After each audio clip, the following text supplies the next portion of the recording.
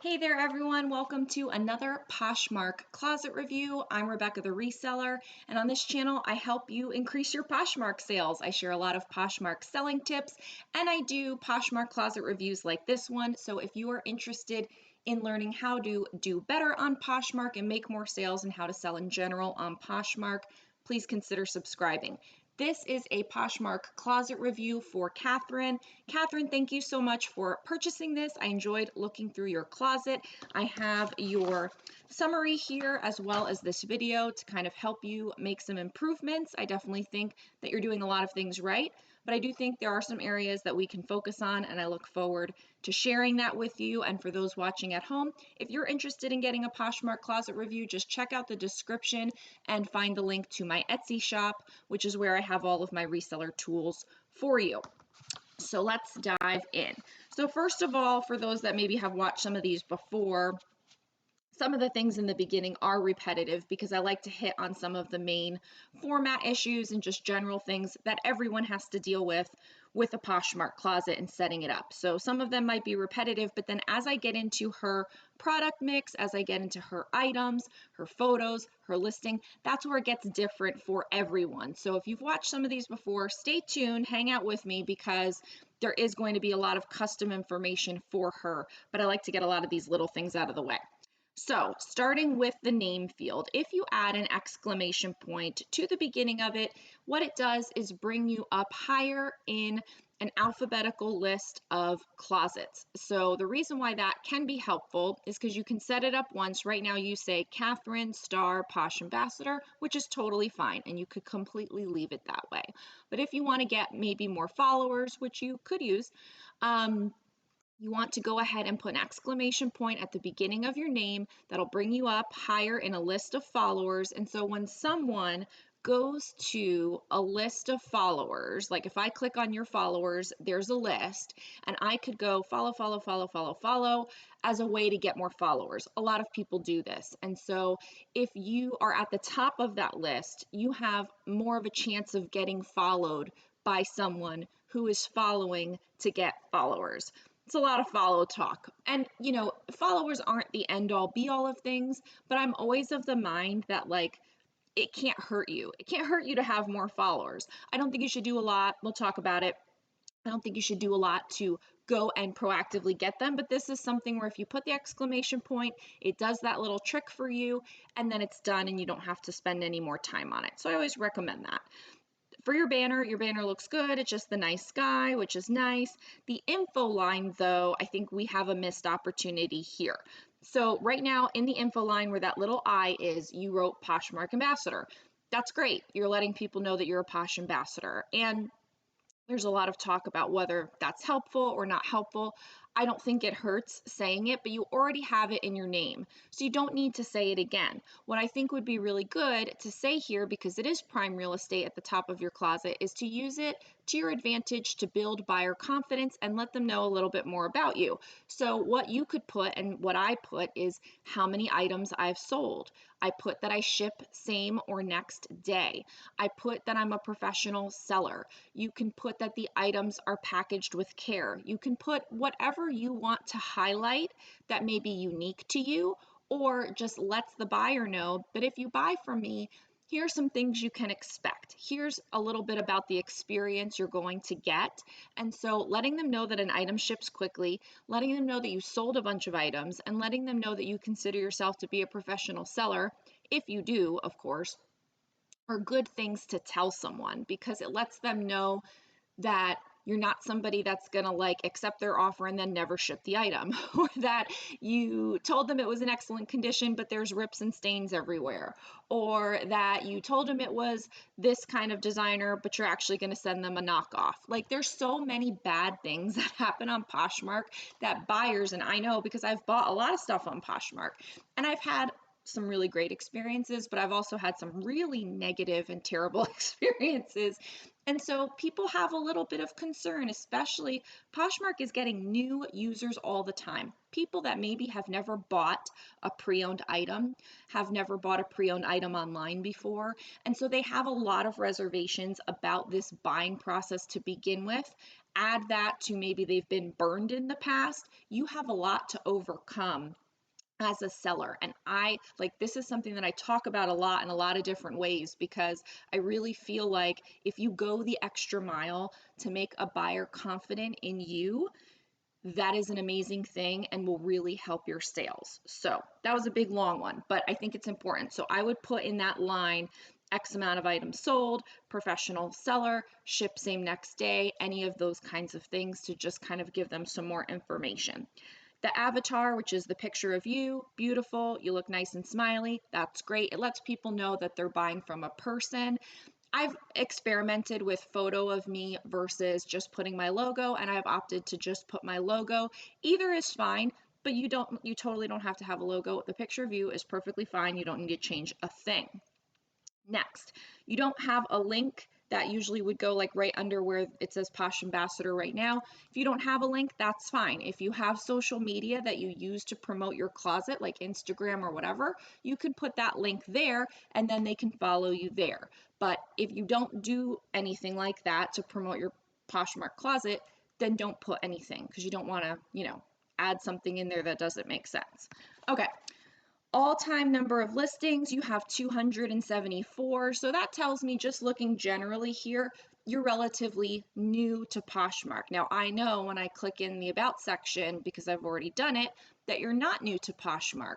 But if I'm a person that is looking to buy something from you, I may check out a lot of different things. Buyers are funny. They check out a lot of different things. Some people check out the About You area. Some people look at how many listings you have. Some people look at your solds. Some people kind of like dig in on you in all different ways. It just depends on what they're comfortable with. So there's nothing that you can do to change that number except to list more. And this is your all-time number of listings. It's sold and available. So as you add items, as you sell items, that number will grow. So for me, I like milestones, I like goals, I like things to look forward to. So for you, your next stop is 500 listings. Doesn't mean you have to have 500 active, but it means you have to have gone through the process of having 500 listings. So that's a great next milestone for you. Work towards achieving that. And then I usually just kind of mention here that I don't know how many items you're listing each day. If you are someone that is looking to make more money on Poshmark, increase your sales on Poshmark, make more sales on Poshmark, the first place you need to go is to list more. Like, that's the first answer. It's always list more, because adding new things to your closet gives you more at bats. It gives you more chances to make a sale. If you have 200 items up today, you have 200 chances today to make a sale. If tomorrow you have 205 items up, you have 205 chances to make a sale. So I kind of look at it like that. And I think that everyone should have some non-negotiables. Like for me, I've listed up to 12 listings a day, 15 listings a day, but right now for my lifestyle and for my business, I'm happy with listing 5 items a day. I'm contemplating now starting to go back to 10 listings a day. I used to do 10, and then I went down to 5 because that made sense for me, dealing with my son, being a stay-at-home mom, running the other parts of my business.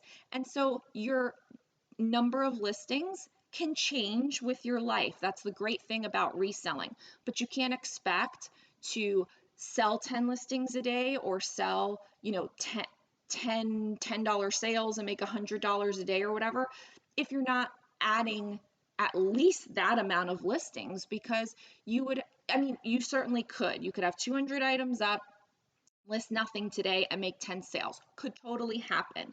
But what is more likely is that what you list, you'll sell like half of that, maybe a little less, maybe a little more, depending on the day. Like for me, if I list 5 items, I'm probably good for 3 to 5 sales on Poshmark per day. That's what works for me. That's the kind of track record and sell-through I have found for myself.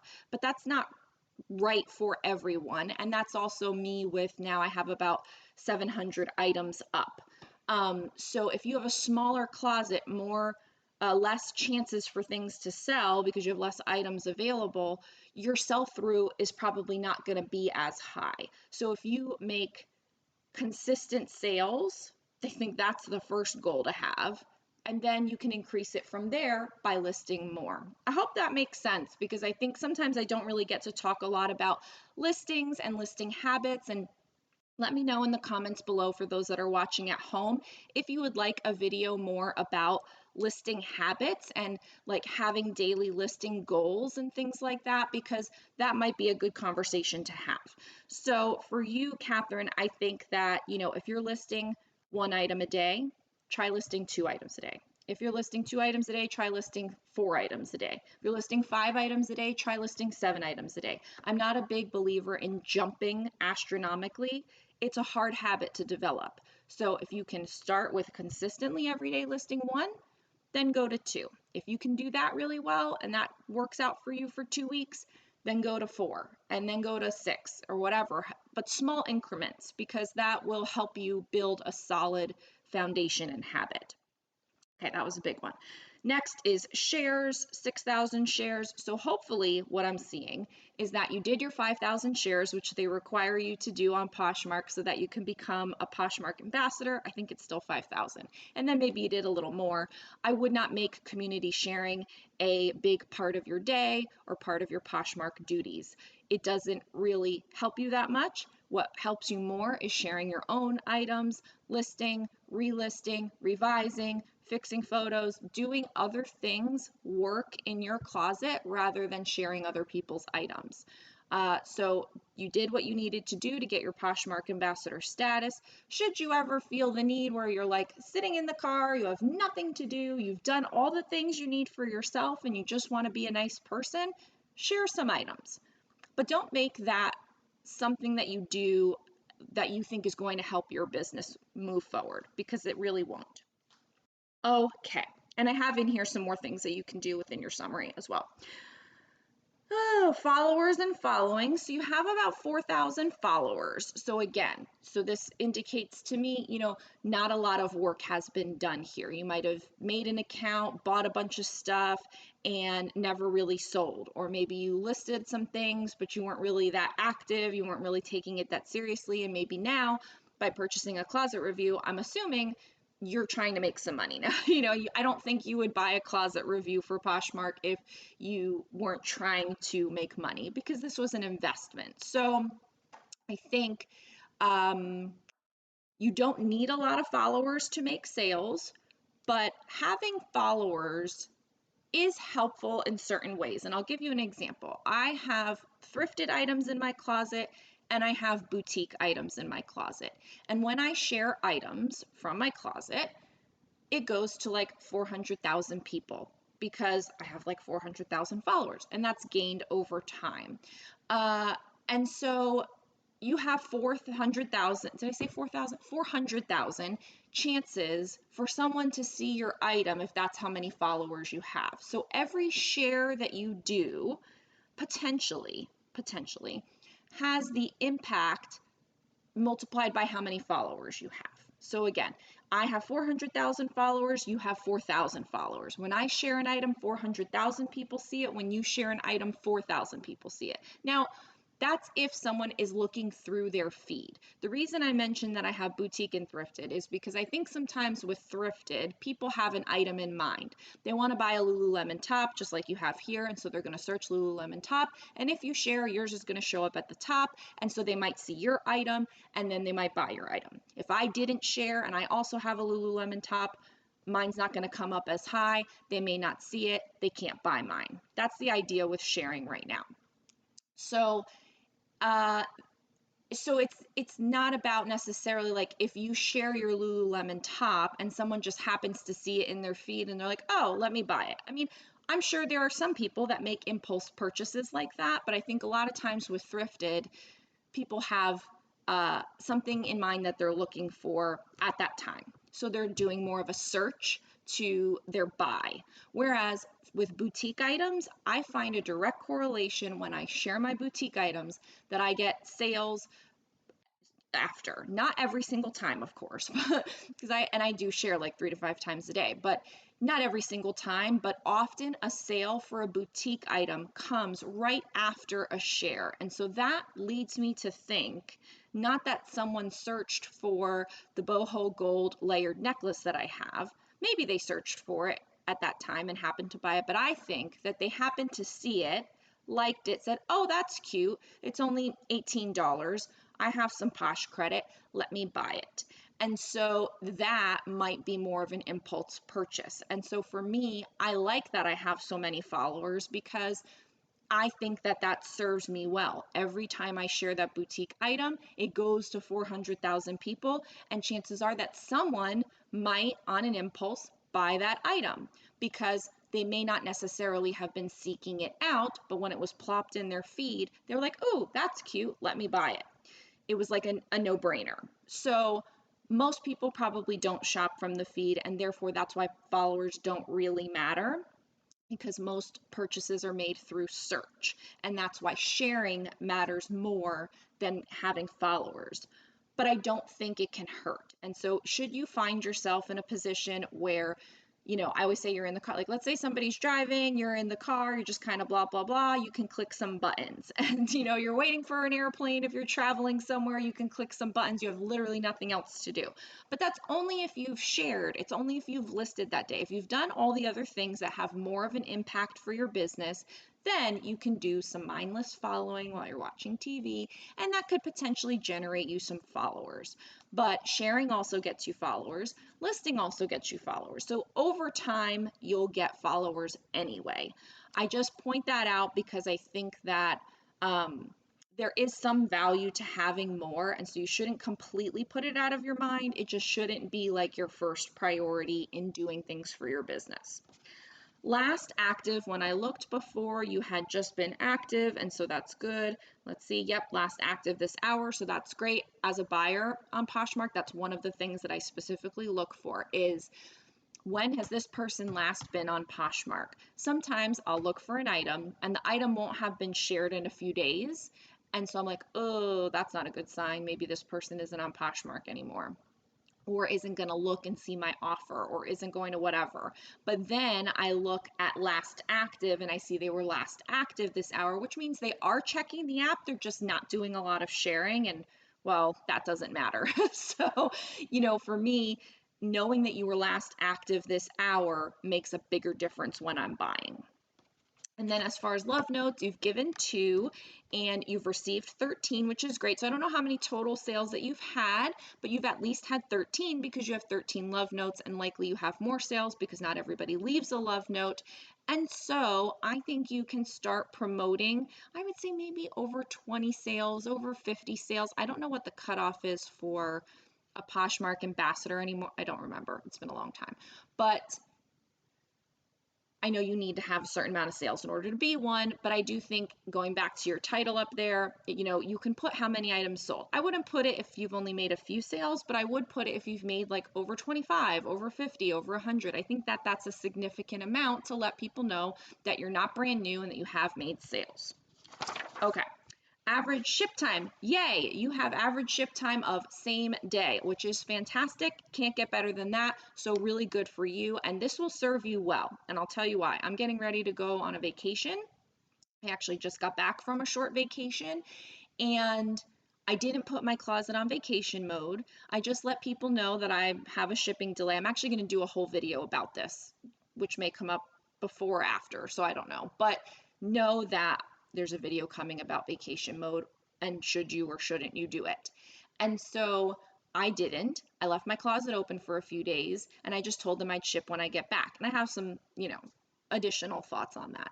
But so when you have done same day shipping for so many sales and so much time, you're building up that same day average, that let's say a few months from now, you decide to go on vacation, leave your closet open, you don't ship for 3 days for like 10 sales, it's hardly going to affect your average. So if you do good behavior in the beginning and build up that really good track record, it's going to serve you well later when you might want to take some time off and you don't want to ship right away, or you have family in town, things are busy, or it's the holidays, or whatever.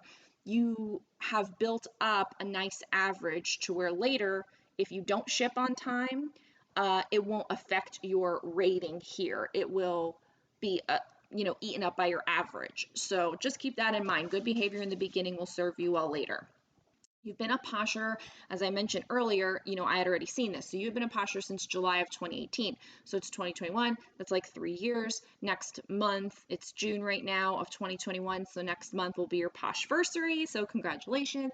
But it shows me that you've been on for a while, but you haven't really done a lot because you have, 274 listings, not a lot of followers, and, not that many sales here. So that shows me that you were on, like I said, maybe as a buyer, or you just kind of casually sold random things from your closet, which, is the purpose of Poshmark.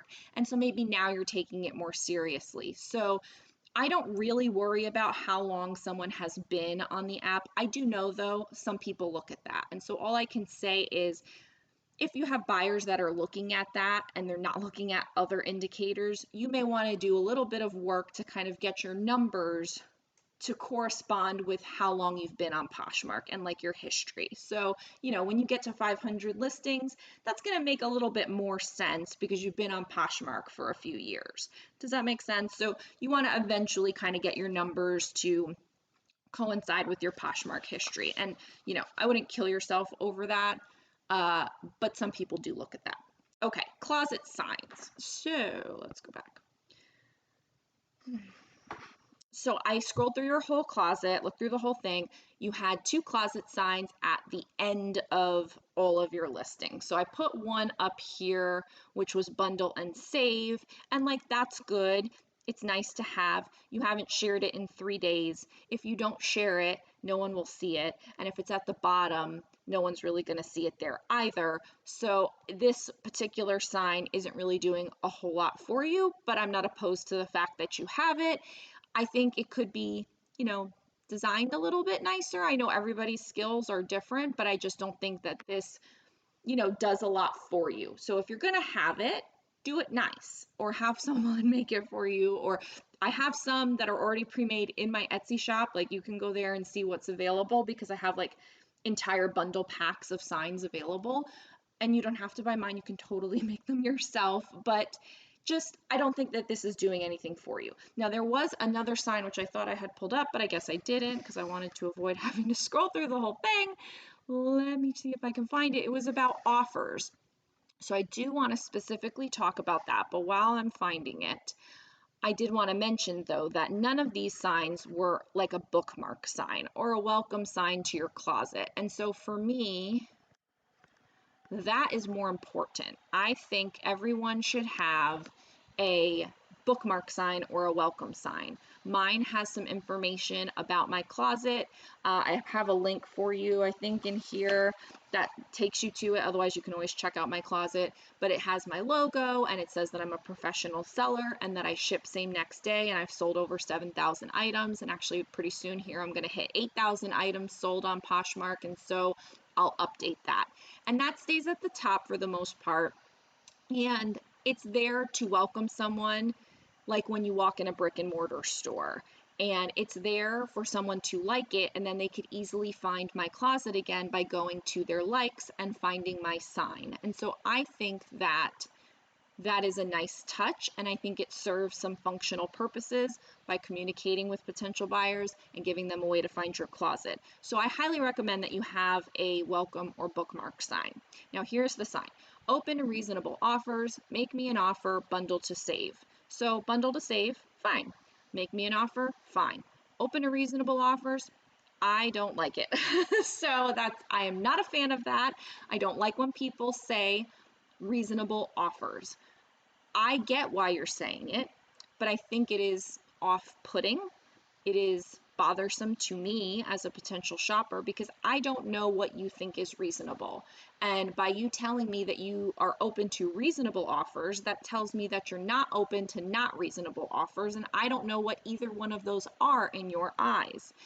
And so that makes me feel like maybe I shouldn't make you an offer at all. Maybe you're not going to accept my offer. What's the point? Also, I'm pretty forward. I'm not scared. I'm not shy. But there are people that are more timid and more meek or new to Poshmark, and so they don't know how it works. They don't want to be considered a low baller, maybe. They don't know how you're going to react to their offer. And so I just feel like by saying reasonable, you've now created all of this that I just talked about that didn't need to be there if you just said open to offers. Make me an offer. Offers welcome. I love offers. That tells me I can send you an offer and it might work out. I don't, just because someone sends you an offer doesn't mean you have to take it. And I know that as a person making an offer. So I did a whole video about offers, offer etiquette, all kinds of things like this if you want to know more. And I'm not a fan of saying reasonable offers. I really feel strongly that you should change it. You don't have to follow what I say. It's just my opinion. But I just think that sometimes we do things how we shop or how we are, and we don't consider all the kinds of people that are out there. And we want to be able to sell to all of them. I want to sell to anybody and everybody. And so I want to, sell to someone that is afraid to make me an offer. I want to sell to someone that's, happy to make me an offer. I even want to sell to somebody that makes me a lowball offer because maybe they'll go higher when I make a count. Like, I don't care. So I think saying reasonable just kind of puts a lot of stuff out there that doesn't need to be there. To each his own. You're more than welcome to do what you like. Okay, so now let's get into product mix, brands, sizes, item types, and styles. And it looks like the landscapers are here, so if you hear the lawnmower, I'm really sorry about that, but this is the time I have to make the video. So the Geo is at his little camp, and this is it. So overall, I was really underwhelmed by the selection of items. I want to kind of read through this because I want to make sure I don't miss anything. So I was underwhelmed. I didn't feel like you had anything like amazing that drew me in. I didn't feel like you had super desirable, popular brands and high-end items or anything that was really going to be like, man, she has a good closet. Man, she's going to sell some of this stuff for buckets of money. Like, man, like you are set up for success. Like, I just think it was very underwhelming. Probably this Lululemon top might have been your best item. So I'll start with that. I didn't see many desirable, popular, trendy brands that would drive a lot of traffic. I saw many items that were Kohl's brands, fast fashion brands, Target brands, or just lower end brands overall. Now that doesn't mean don't sell those things. And it doesn't mean that I'm attacking you personally because all you can find at your thrift store are lower end items. I'm not saying that at all. Everybody finds what they can find. Everybody can sell what they want to sell. What I'm saying is it's going to be hard for you to make a full-time living, a part-time living, a steady, nice hobby living, habit, and make money for all the efforts that you're doing by listing these items and going and finding these items. It's gonna be hard for you to make money when you have very basic, plain, lower end brands. They're going to move more slowly. You're going to have a lot more of them to potentially get sales. And so I think you have a lot of things that you probably shouldn't have in your closet. Doesn't mean they're never going to sell. Doesn't mean that you can't sell them. I don't think that they're going to do you a lot of good for all the work that we all know goes into reselling. So here I have some more thoughts. Trying to level up your brands is hard, but adding some in will really help as far as like higher end brands.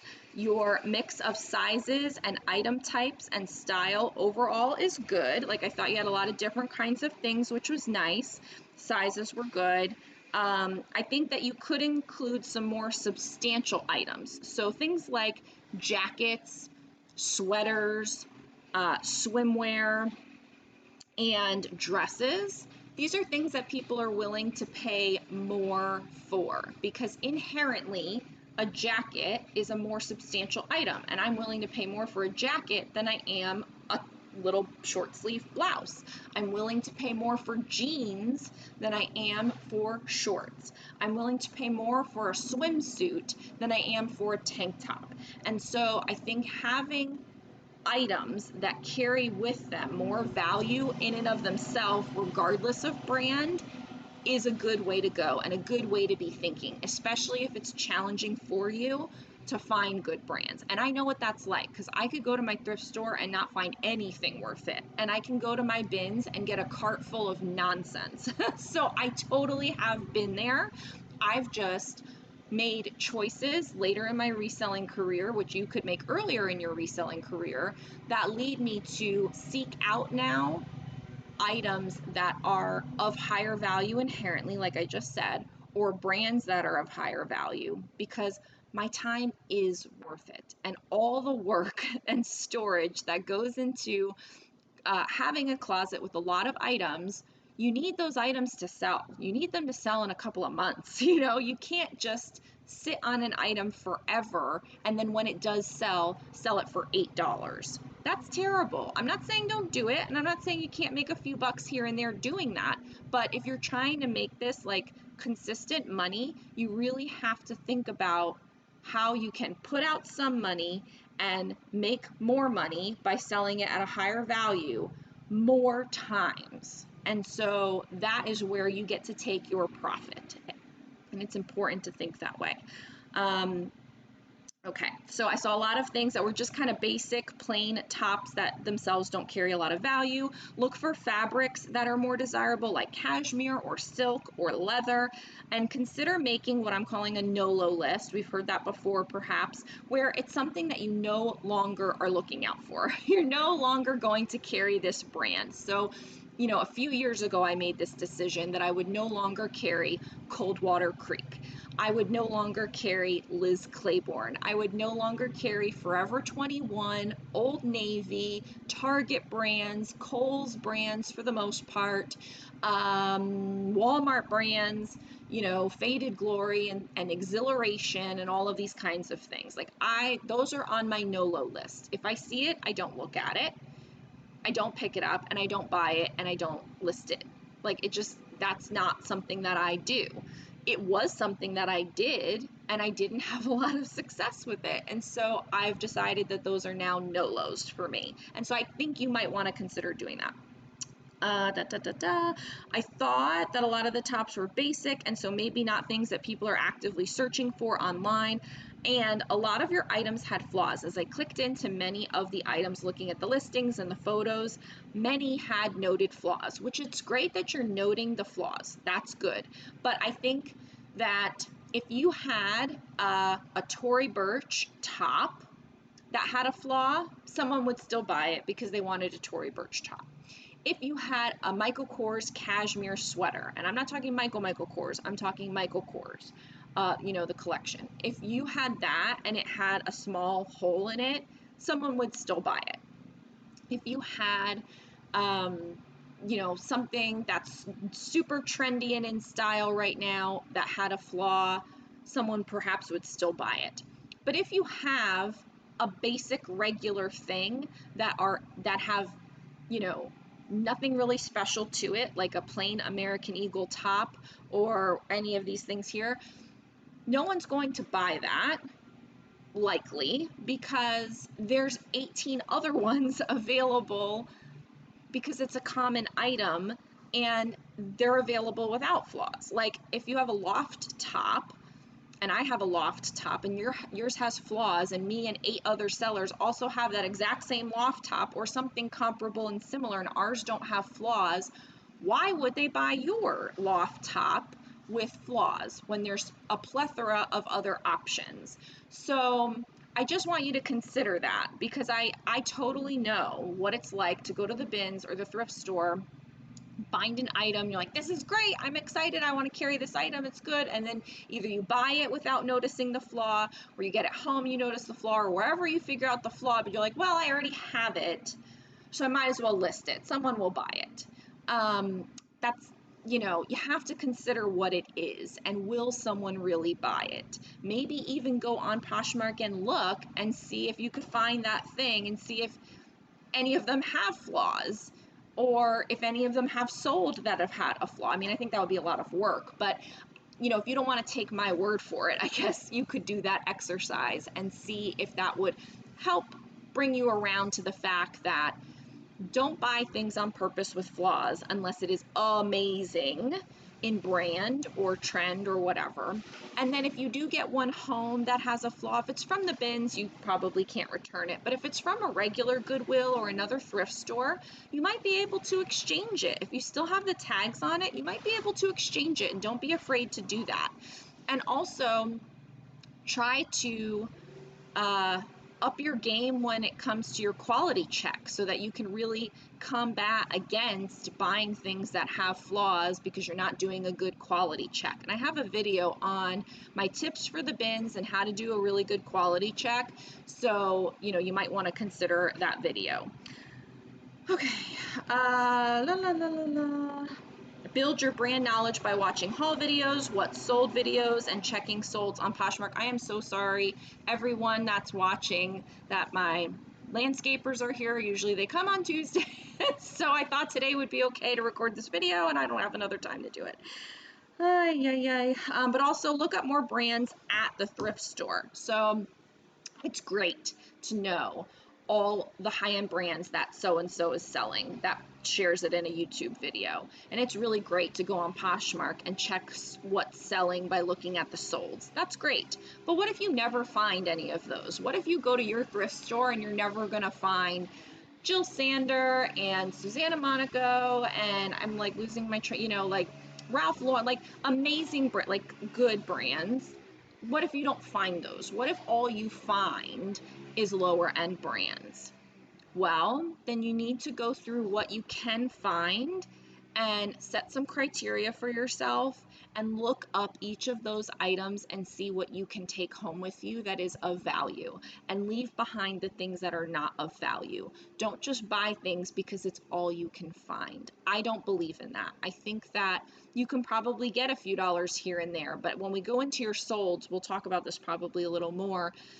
I don't think that's the best way to attack the situation. I think you should only take the best of the best, and if that means that you list less, then that means that you list less.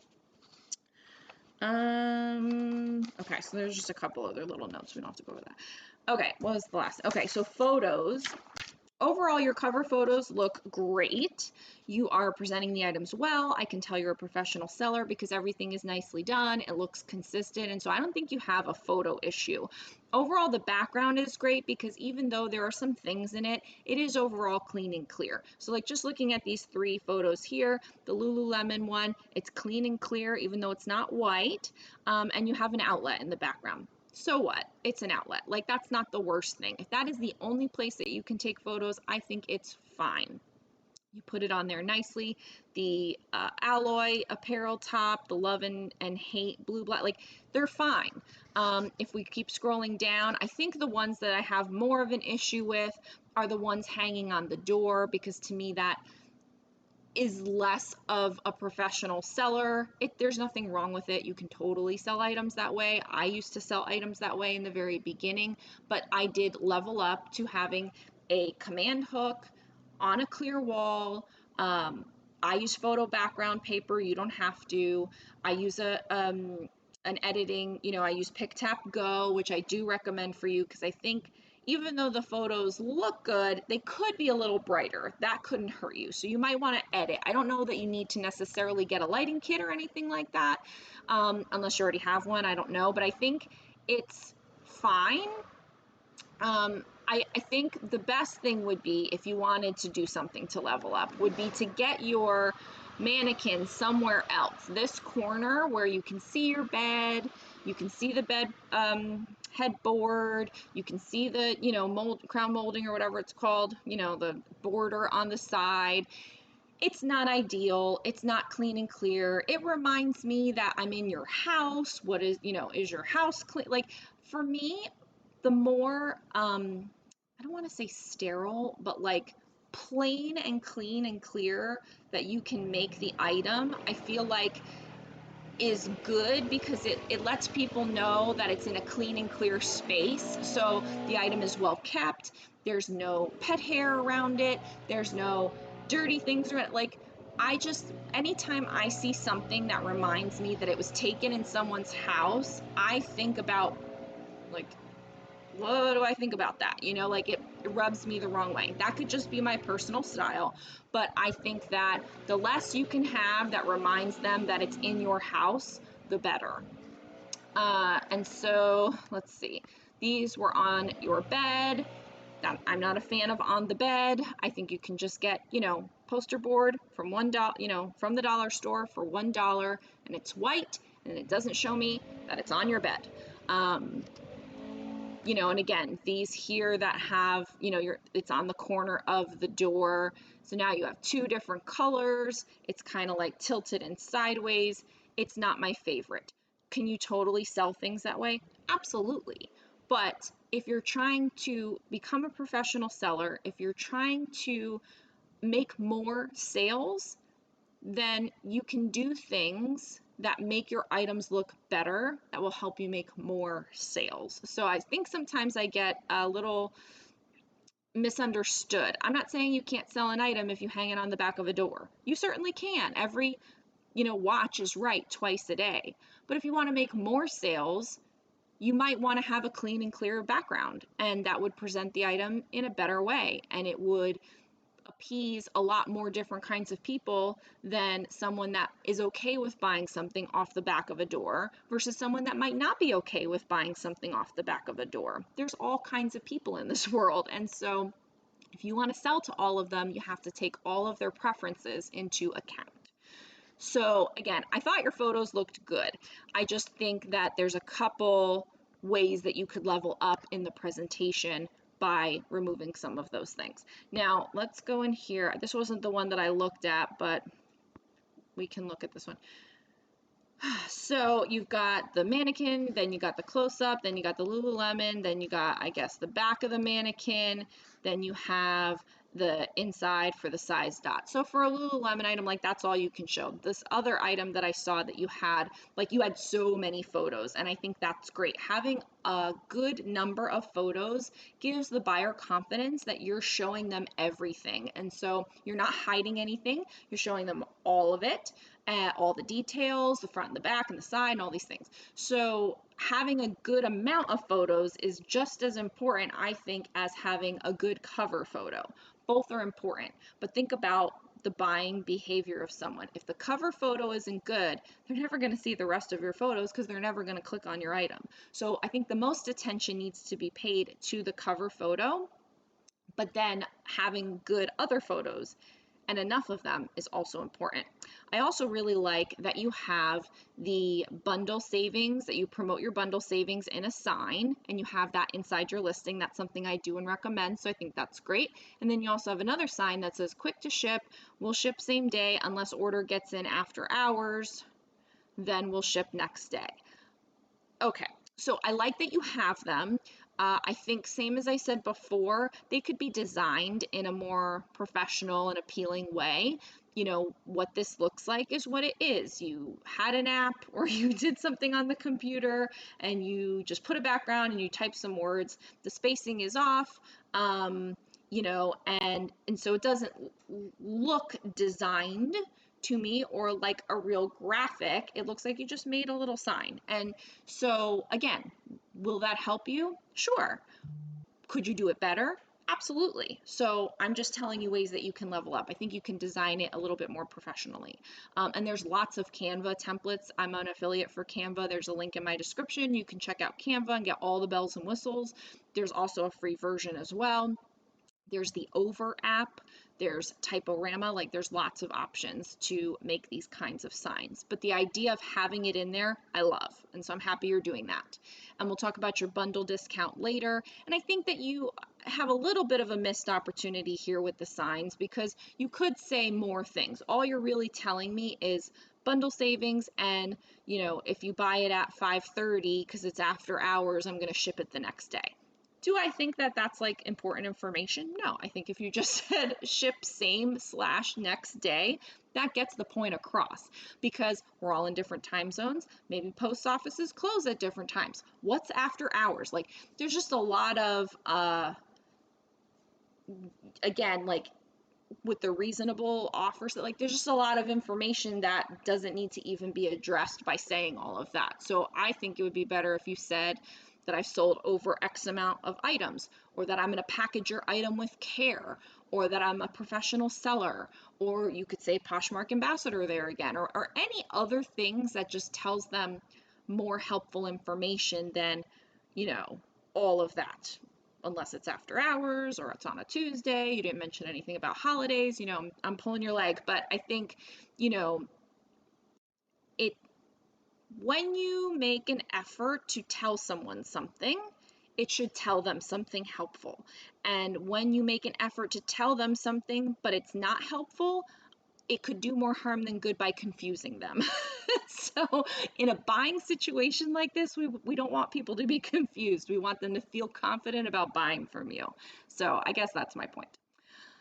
The one thing I've been really recommending to people, I've said it before, is search for one of your own items, like a buyer, and see how it looks in comparison to the other listings that come up alongside it in search. This is a great way to kind of see how you stack up for certain items. You know, you could do that with Lululemon. Even Lululemon, these kinds of tops now, there's a lot of them. Maybe you want to do it with one of your higher end items or one of your more you know, desirable items worth a little bit more money, and kind of see how does it look in comparison to something else if you searched for it, and see what a buyer is seeing with you in comparison to the other sellers that have the same thing. Okay. We did taking enough photos, we did the listing information. Okay, and then your pricing, I thought overall your pricing was fine. The thing that I have goes back to kind of like the sourcing and the product mix, is that you don't have a lot of high-end items, so you don't have a lot of expensive things. So everything is a low ticket item. It's a lower end item. It matches with the price. So you're pricing it right for what it is. But as far as pricing goes, you know, when you have $13 items and $10 items, you only have so much wiggle room. You know, like you can't really offer free shipping. You can't really even offer perhaps discounted shipping. You can't really take a lot of offers. You can't really send out a lot of offers. It just kind of is like there. And so it kind of cuts your ability to take someone's offer or make your own offer or participate in closet clear out or do any of these other selling strategies that I really believe in. I really love Poshmark for, because they allow you to influence a sale. An offer to liker doesn't just give someone an offer and a shipping discount. It reminds them of your item. If they liked it 2 weeks ago and now I send a really good offer, they're like, oh yeah, I wanted that. Now all these other people are getting the offer. If I really want it, I better buy it. Poshmark is now sending out like notices saying somebody else made an offer on the item that you liked. Hint, hint, you should go buy it before somebody else buys it on their offer. So Poshmark's doing a lot of things to influence sales. And I think when you have an item that's worth more, that's priced higher, you have more wiggle room to take advantage of all these selling tactics. And when you have items that are $10, even if it is a $10 item, you can't really take advantage of any of these other things. You can't participate in closet clear out. You can barely send out an offer with discounted, you know, there's a lot of things you can't do. And so those are all things that other sellers are doing. And so then your items are going to get forgotten about or left behind or not liked because they know they can't get an offer out of it, or they can't get a you know, closet clear out price drop on it. So think about that also. If you have an item up for 10 bucks, it's kind of like take it or leave it. And if nobody's taking it, it's just going to keep sitting in your closet. But if you had a $30 item, well, then you could offer them 25 with a shipping discount. They could offer you 20 whether or not you take it. You know, you can do a lot more things with a $30 item than you can with a $10 item. Doesn't mean go make your $10 items $30 items either, because that's not going to work. Okay, titles. You're doing a good job with your titles. I think overall, they're simple, but you have more keywords in your description. So because the description is also searchable, it's not like you don't have any keywords. So even though this says Lululemon workout top, you have other things in there. Like I think you have Lululemon workout top is black with a gray pattern, as a built-in bra. There's no tag. So I'm not sure what size it is, but to me it looks like, didn't it have the tag? It has it. Well, it has it. So, okay. Dot size is 10. Okay, so that's all you need to know. All right, so that's a separate thing. But this one, I think, are they called Y backs? Or it's not really a strappy back, because strappy is when there's like a lot more straps, but I think there's a word for it called Y back or something like that. So you might be able to add that as a keyword. But this one doesn't really lend itself to having a ton more keywords, but you could certainly look up more keywords, and I have my keywords list, which you can always check out as well. I do have my listing template video that I've linked here for you, and my sales phrases guide, which is linked in here for you. So the point is, it's okay to have a simple title if you have more keywords in the description. The goal is to have as many appropriate keywords that describe that item as possible, so that your item can be found in as many searches as possible, which gives it as many chances to sell as possible in conjunction with sharing the item. And I have a separate video on how to get daily sales, which combines, a sharing strategy with a keyword strategy, so that you can understand how those work together to help you get the most opportunity for sales.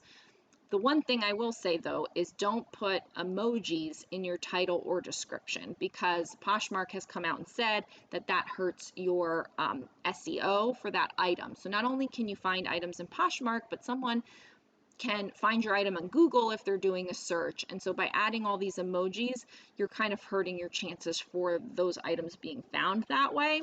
So it is something to consider. Since Poshmark said that, I've really taken out pretty much all the emojis. There's a few times that I'll use them, like if I'm running a sale and I want to use the emoji to note what item is in a sale. But other than that, I don't use them anymore. Okay, let's see.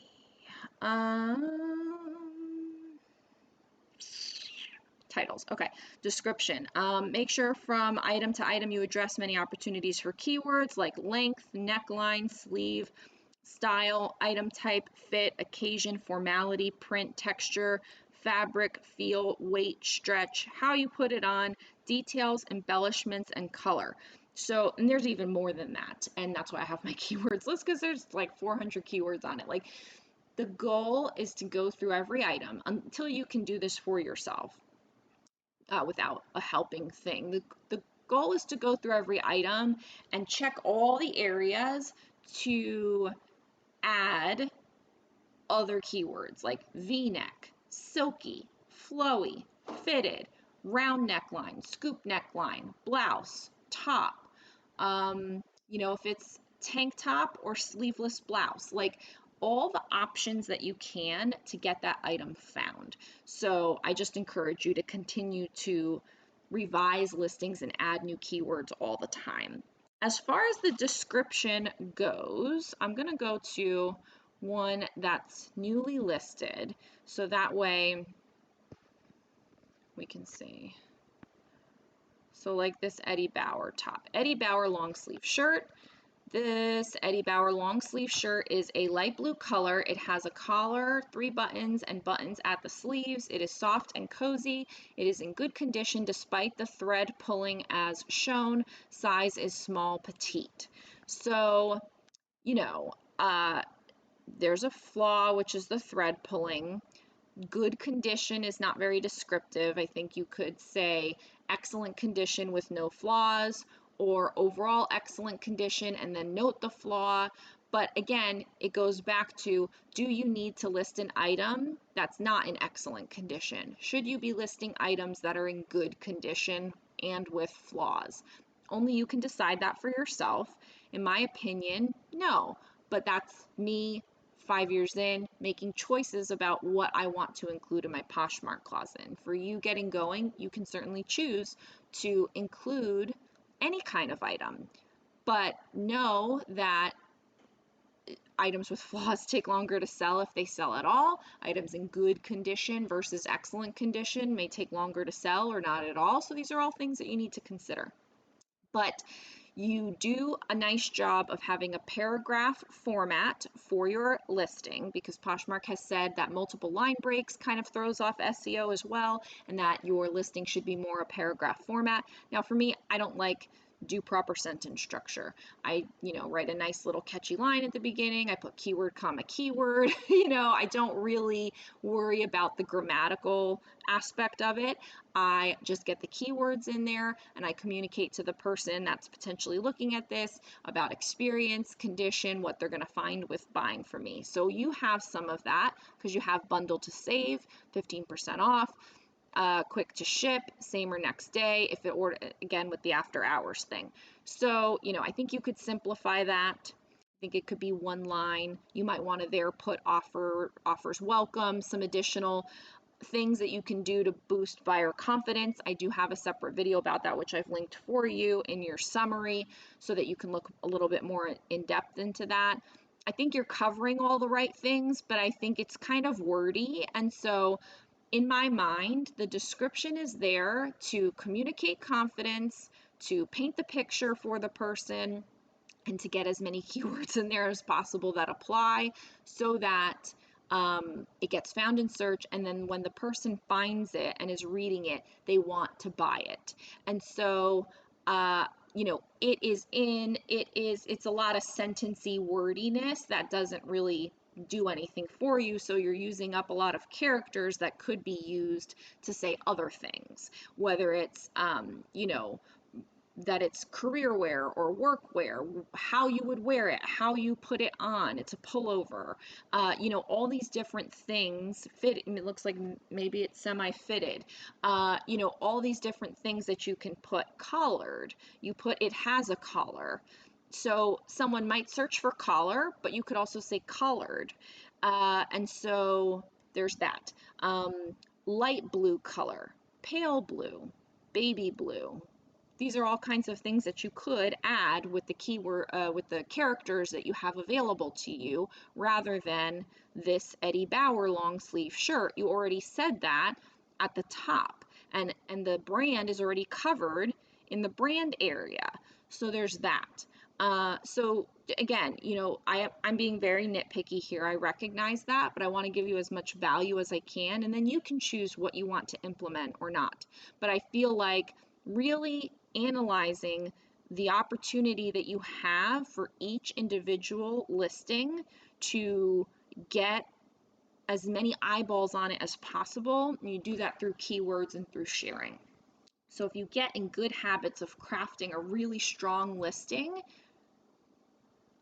that can help combat if it's not the most desirable item. So like if you have an Eddie Bauer long sleeve shirt, you want to keyword the heck out of this shirt so that it can come up in so many kinds of searches, because this is just kind of like a basic thing. I've never really had good luck selling Eddie Bauer. I don't think there's anything wrong with the brand, but I've just never had good luck selling it. So, for me, adding as many keywords as possible here will give you every chance for this item to sell, because otherwise right now, unless they're searching for Eddie Bauer or long sleeve shirt and you haven't even updated this in 2 days, that's a problem. I didn't even notice that. Some of the other items were shared more frequently, and I wrote in here, good job on sharing, but you haven't updated this in 2 days, so you need to share this item. Oh my gosh.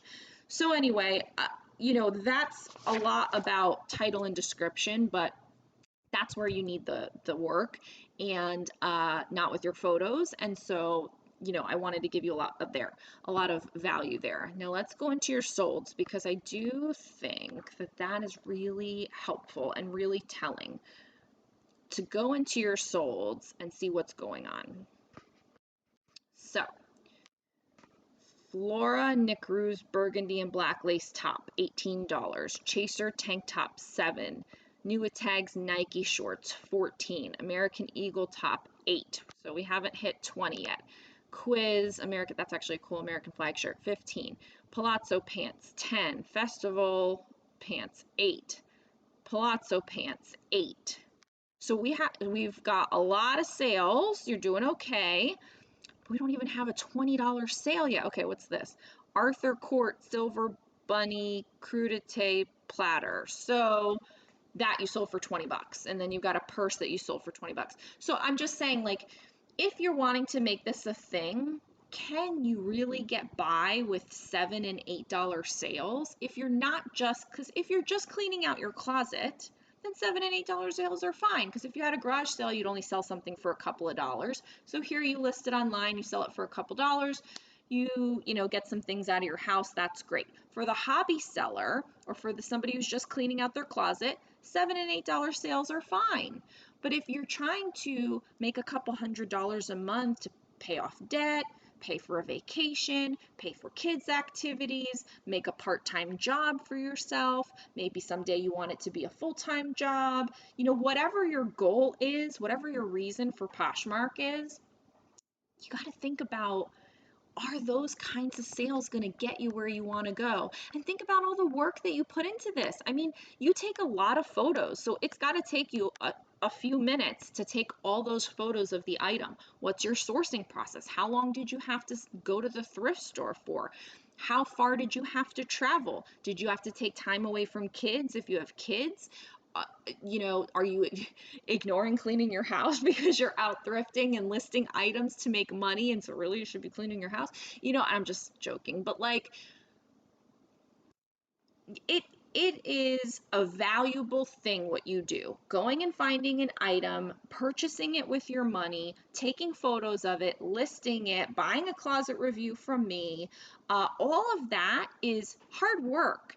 And uh, you should make that hard work count a little bit more than $7, $8, $14. And like I said before, when you have items that inherently have more value, you can take advantage more of Poshmark selling tactics. You have more wiggle room to, you know, do pricing things. And then at the end of the day, when it does sell, you have a little bit more to show for it. Then, you know, on that $7, what do you make? Is it 305 or 405? I can't remember. I don't want to do math, but like, you know, that's tough. That's tough. You'd have to sell so many $7 items, and I don't know what you paid for that item. Maybe it was yours, but even still, you want to get a couple bucks for it. So I just let your souls guide you to say, Catherine, you got to find some better items. And fill your store with some more things that people will want to spend money on, so that your time and effort that you put into these listings is rewarded, because I hate to see you doing all this stuff for just a couple bucks. And what is the purpose of doing Poshmark? How are you going to get to your goal if you know, are chipping away at it $3.05 at a time? The other thing is, look at what is selling for good amounts. So the purse sold for a good amount. The Victoria's Secret, well, that's just the bra, but there was Victoria's Secret like leggings, I think, that sold when I was looking before for a good amount. So look at the sale. Oh, whoa! Look at the sales that are good sales here. Victoria's Secret bra, 22. So there's a Lily Pulitzer for 56. There you go. So BCBG Max Azria dress, 27. So that's a desirable brand. That's an item with more inherent value. So find the ones that have done well in your mind, and then do more of those things. And then find the items that sold for only a few dollars, and then stop doing those things. Like the Derek Hart high-low dress. Don't buy Derek Hart to sell. If you had it, then that's fine. But don't buy that ever again to sell, because that only got you $5. And so that only got you $2.05, really. And so there you go. Yes, okay. So I'm beating a dead horse here. So look at your solds and pay attention to that. Do more of what is good and do less of what is not good. Last shared. So again, I said you recently shared. Great job. But I saw that one that hadn't been updated in 2 days. So share all your items 3 to 5 times a day. You don't have a lot of items yet. It shouldn't take you that long. 15 minutes maybe. So you can totally do that a couple of times a day. And if you can't, find a helper, because sharing is that important. It is that important. It gets your item at the top of the search, especially when you have items like this that are a dime a dozen, as far as lots of people have American Eagle hoodies, and lots of people have, you know, American Eagle tops and all the things that you have. So you want your item to show up at the top by being recently shared. I didn't see any unanswered questions, so that's good. Bundle discount. So it's great that you offer a bundle discount and that you promote it. I love that. But here's the thing. I think that 15% is too low of a discount. I think 3 items is too high a number of items. I do 20% off of 2. In my mind, a bundle is 2. It's 1 item plus another item is 2 items. That's a bundle in my mind. And so if it's 1 item, it's 1 item. But you're saying bundle discount, you have to buy 3. So what are the odds? I don't know how many active listings you have, but again, you had 274 total listings. You had a bunch of solds. So let's say you have 200 active listings.